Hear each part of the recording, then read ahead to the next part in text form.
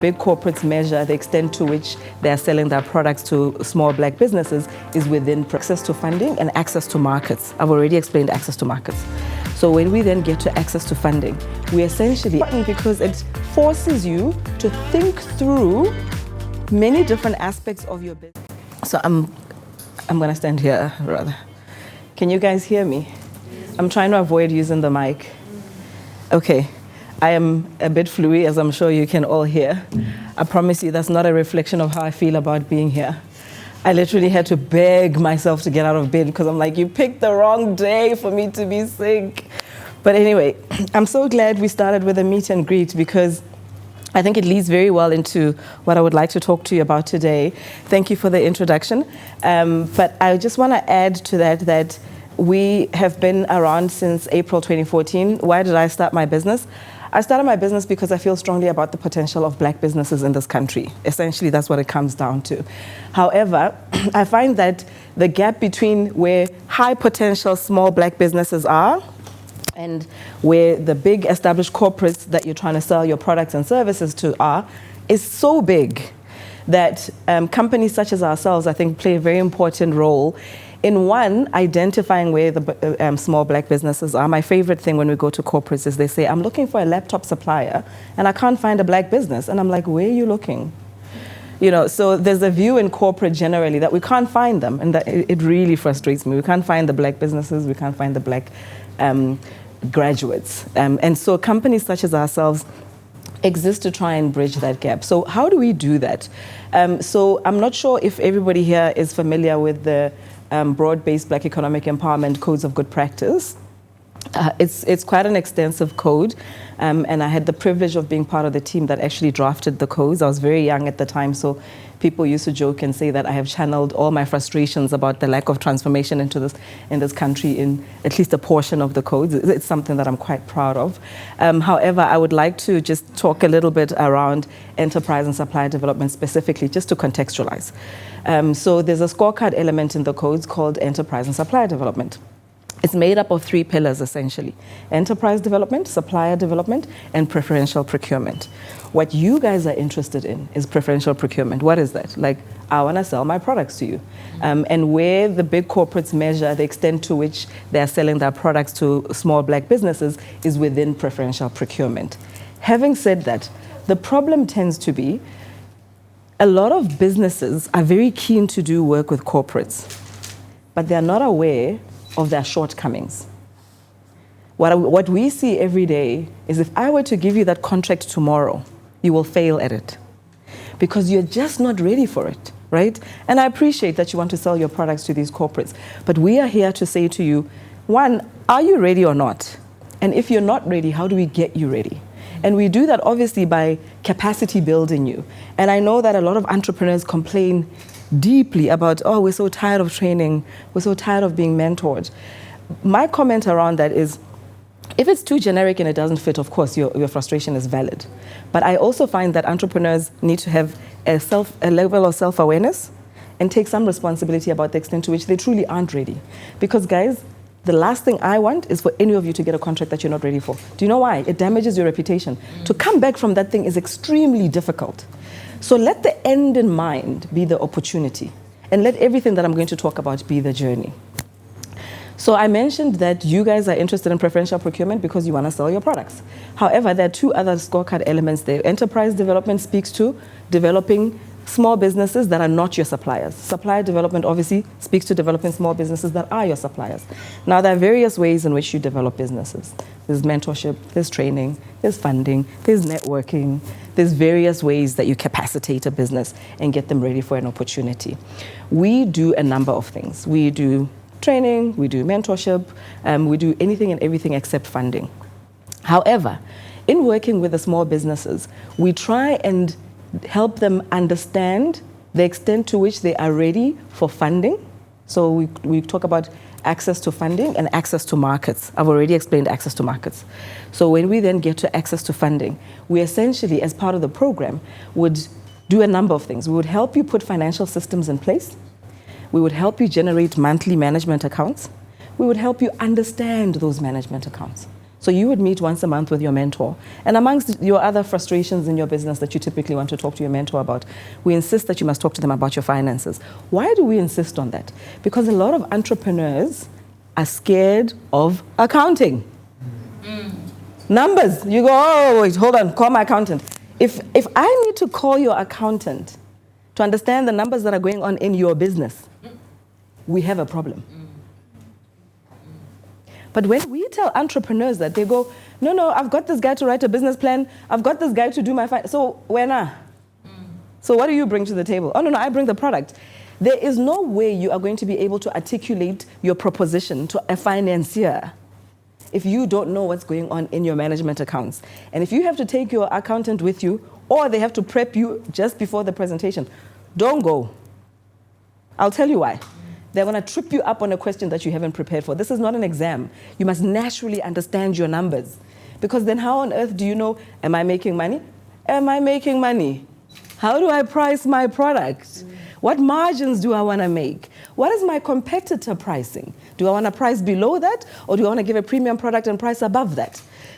You have to grapple with those things yourself. That kind of stuff you shouldn't be outsourcing. So anyway, I've got a long way to get to my presentation. So what do I want to talk to you about today? I want to talk to you about 3 things. And these 3 things I'm picking because my understanding is that there are a lot of businesses here that are startups, but I have heard that some aren't startups, okay? So I'm not going to have a strong bias towards startups. I'm going to talk about 3 things. I'm going to talk about a business plan, okay? I'm going to talk about a business pitch, which obviously is a deck, some sort of summarized version of your business plan. And then I'm going to talk about grant funding. I'm going to talk about grant funding because if you don't talk about grant funding, nobody forgives you. But I am not a fan. There isn't as much as there used to be in the market. I feel like entrepreneurs spend too much time chasing grant funding. And if you really believe in your business, you shouldn't be looking for grant funding. That's my view on that, right? However, I've learned that if you don't talk about grant funding, somebody's going to stab me as I walk out over here today. So I will touch on grant funding. But I want to go back to what I said where I want to start, which is the business plans. And I always start by asking this. How many people in this room have a business plan? Let's not be shy. Okay, so keep your hands up, please. How many people that have a business plan wrote that business plan? Oh, fantastic. I love it. Now, the reason that's important, a business plan is the most dull and dreary document you will ever write. Like, I don't think I've ever finished one, to be honest, because it's like writing a thesis. Like, I'm not doing my master's. However, let me tell you why it's important. It's important because it forces you to think through many different aspects of your business, articulate them, document them, and retain them, right? So there you are, you go to the bank, you go to a pitch session, and somebody says, what is your sales strategy for year 3? You're not fetching this in your brain as you're standing there. You had to write it in your business plan. You may have written this thing 6 months ago, but you know what? You had to think about it. You had to make choices about it. You had to say it's this and it's not this. And then you had to document it. So it means you've committed to it, right? So when I ask you randomly, you can articulate it. So I always say to people, take the time, and I concede it's painful, but take the time to write a business plan. And as you're writing the business plan, what it also forces you to do is do a lot of research around, is this feasible, right? Is it feasible for me to be going into solar panels? Is this a saturated market? If I think that what I'm so sorry to pick on you, but your presentation stood out for me. If I'm going to go into this space and there are 10 other players on my street, does that even make sense? Or do I want to unpack the solar panel value chain and be the guy that does maintenance post-installation? I'm just giving you examples here, right? Again, apologies for picking on you. But it allows you to then to do that research and say, maybe this idea is not the greatest idea in the world right now because the market is saturated, because the price point is too low, because there's too many competitors, because the import cost of the products are going to kill me. The rand is doing very badly right now. We're coming out of COVID. Maybe I should give it 2 or 3 years, and maybe when the exchange rate stabilizes, I can reconsider it. But in the meantime, I'm going to rather do this, right? It really forces you to think through, because we're very romantic about ideas. I'm like, oh, I'm going to sell, I don't know, belts. And everybody's going to love them. What? Hold on. How many people are selling belts? Like, think it through, right? Is that the right thing? Or do you want to do the buckles for the belts? Because the guys with the belts don't know where to source buckles. So it forces you to think that through. So why am I starting with a business plan? So when you're looking for funding, your typical avenues are the bank, right? Who does not think that the bank is their first choice? And the banks will kill me for saying this, but if you can, let the bank be your last choice. Why? They are, without a shadow of doubt, the most risk-averse pocket of money. The most risk-averse pocket of money. And that business plan, they don't care. They don't care how great your idea is. They care that you can service the debt. Okay? And for you to demonstrate that you can service the debt, you typically have to have 3 years financials that demonstrate that you're a going concern. Okay? So if you don't tick that box, even if you wrap your business plan in a bow, don't go to the bank. So why are you writing this business plan? Because as a startup, and those that aren't startups, we can cover anything that I haven't covered in the Q&A, okay? As a startup, what are you? You are a high potential burning idea that somebody's going to take significant risk on, right? You guys are going to get up and present the way you did, and I'm going to go, I loved that idea. I have no idea if it's going to work. No idea, right? But I have a hunch about it. I've seen this before. I feel like you've got something going on about the gap in the market that you're going to service. And then I'm going to rely on your business plan, right? Because what am I buying? I'm buying your story. I'm actually buying your story, right? There's no financials. Well, there probably are. But let me tell you something about startup financials. You all think you're going to knock the lights out in the first year? Everybody. I'm going to make millions. Look, you're probably not going to make millions, and it's okay. But can I at least buy your story? Because then if I buy your story, you and I together are going to navigate this journey towards you making the millions, right? So it's not your projections that I'm relying on. Those tend to be off more often than not. So that's where your business plan comes in. So you can then take that business plan and approach pockets of money that have more appetite for risk. Those are typically your venture capital, your angel funders, and I'm happy for us to talk to that a little bit more if you would like.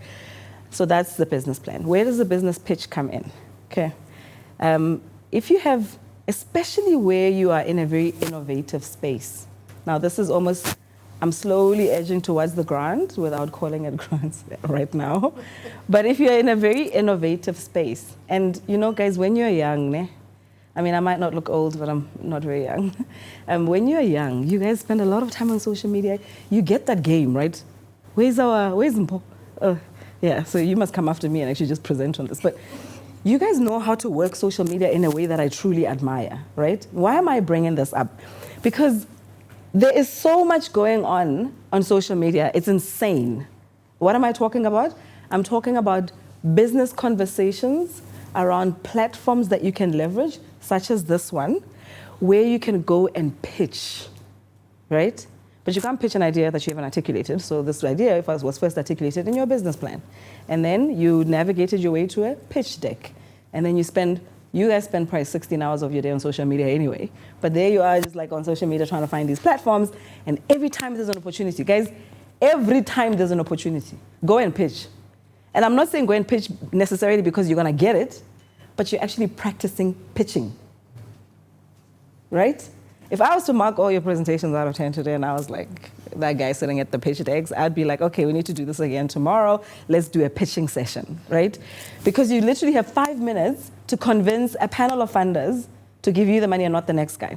And I'm not talking about the commercial funding, right? I'm talking about, there's a lot of these pitch like they're everywhere all the time. A lot of these pitch competitions where you effectively get a grant, right? First prize is $10,000. Who wanted foreign currency?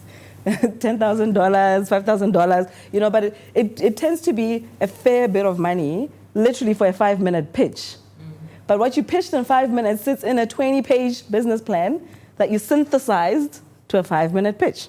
And then at least you can leverage that pocket of money. So I really encourage you guys, especially if you're like in innovative spaces. I find that a lot of these pitching competitions are kind of in these quirky like tech or agriculture, or like really innovative spaces. So I would encourage you to also try and go after that money. And there, as I said, it's just the translation of your business plan into your pitch deck. Please give me a second. I need to take a sip of my very medicinal water.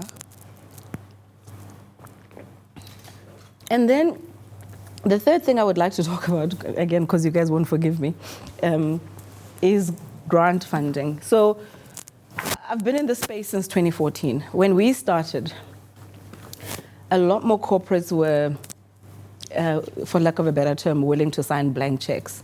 Find me the people, and I'll give them the money. Fast forward to now, don't even waste your time trying to find that money, right? Because corporates, and I agree with this transition, are saying, what impact is my money having? So if I give you a grant, I have no way of measuring what impact that's going to have. I'd rather take the same amount of money and pay for you to get 6 months of mentorship, because then I can measure the impact of the 6 months of mentorship. So those days of blank checks are they're completely dried out, and frankly, I'm happy about it. However, having said that, I find that the NYDA, and again, this is specifically for the youth, is still quite grant friendly. I don't know if anybody has leveraged the NYDA grants. Okay, I can't put my hand up, I'm over 35. Have you, successfully? Okay, fantastic. Now, I would love for you guys to chat to her afterwards, and please be honest with them. It's not the greatest experience. Of course, these government-led organizations tend to move slower than your private sector organizations, but it's worth your patience, because they literally give you money for jam, right? And you can take what I like about their grants is they cascade. So if you're at this point, you won't get more than, I'm just going to call it 20,000. These are hypothetical numbers. You'll have to go onto their website to see. But you kind of incrementally get a growing figure. Again, don't start that journey until you've done your business plan, because when you get there, they're going to ask you what you're going to do with the money, and you must just be clear, right? Because otherwise it drags, it takes long, you get frustrated, they get frustrated, everybody's frustrated. So nobody wins. But I would urge you to leverage the NYDA grant component. And then I find that CEDA, though they don't do grants, but they through their voucher system also give quite a lot of access to things that you need. It could be like as basic as a website. They used to be big on pull-up banners, and every time I see people from CEDA, I'm like, who still needs pull-up banners? But the point is, they've got a really nice voucher system, and you can leverage anything, guys. You can get a marketing anything. Think of anything that you need from your business. If you go to CEDA and you say to them, look, I really need a marketing strategy, or I really need a marketing consultant, or I need to develop a digital marketing strategy and have somebody who's going to help me roll out my social media campaign. You can leverage so many things through the voucher system. But also, I'm still going to go back to what I said about the business plan, because if you go there and you're unclear, you could land with anything. So you need to be very clear about what you're asking them for, so that they can also help you derive the benefit that you're looking for from them. However, I say bootstrap, bootstrap, bootstrap, bootstrap, guys. Do you know you respect your business so much if you put money into it? If you suffered for that business, you're going to treat it with a lot more respect than if somebody just gifted you $10,000. So don't be shy to slow it down. Don't be shy to bootstrap. Don't be shy to be affected by COVID and close it down and have to start again. All those hard knocks are lessons, and they're going to serve you well when you get back up again. So delayed is not denied. Don't be like, oh, I failed at this thing. You must fail. If you're going to start a business, guys, you have to fail. You have to. If you haven't failed in your business, then I don't know what you're trying to sell. But it's too hunky-dory a story for my liking. You've got to be knocked, and you've got to come back with the lessons, because those things help you refine your proposition and anything related to it, pricing, marketing, whatever.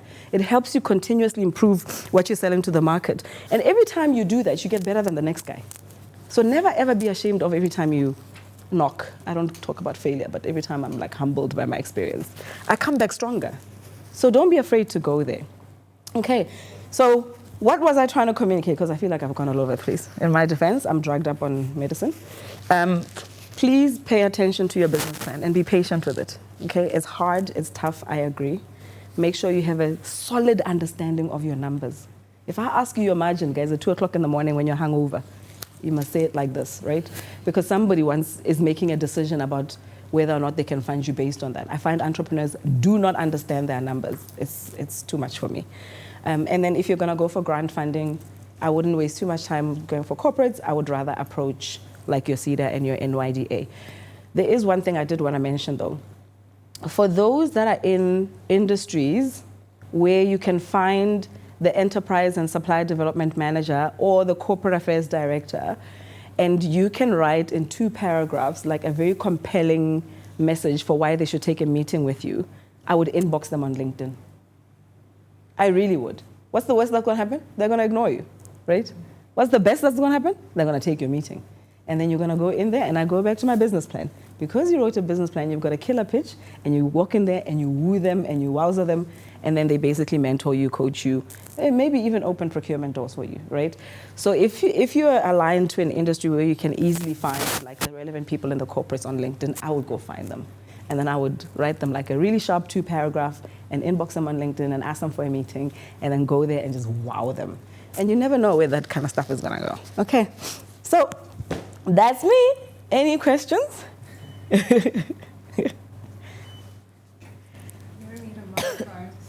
No, I'm not going to do the mic. Oh, you guys might need a microphone. Did I mention that you can download this on our website? I didn't. If you're able to, yeah, I don't mind. No. I'll come to you, sir. Yes, sir. I don't know if it's needed, but Yeah. Do you want to get up just so people can see? You're very tall, so. yeah. My question is more on the business plan. Yeah? Mm-hmm. I've seen one thing about a business plan. As much as you prepare it, at the end of the day, no one's going to read that No. document. Yes.